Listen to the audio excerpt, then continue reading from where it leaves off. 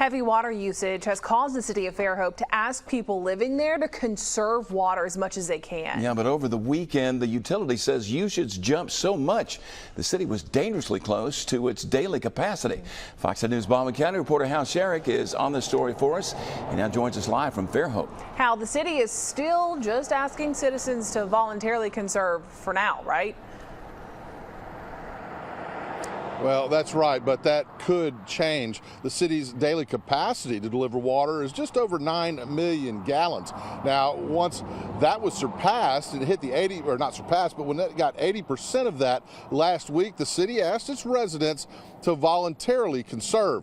Well, that didn't work. Over the weekend, they tell me, city officials tell me that they reached 8.7 million gallons delivered each day.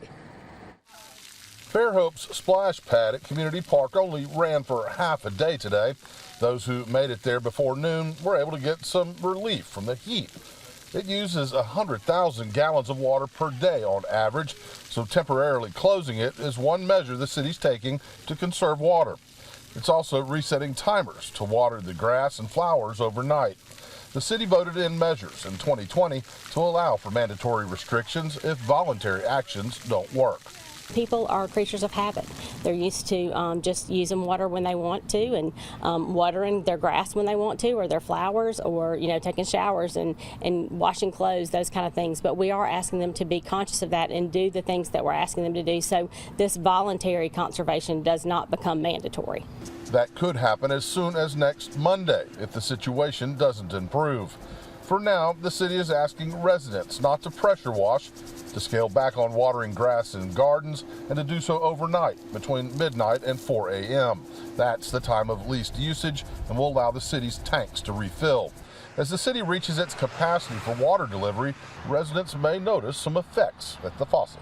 We're seeing some low pressure, we're seeing some brown water, because as you pull down on those tanks and they get to the bottom, of the tanks, you're going to start seeing some discoloration in your water. The water's not harmful, but we do tell you to be careful if you're washing clothes. As dry and hot as it's been, residents I spoke with aren't surprised by the city's request to cut back and say they'll do their part.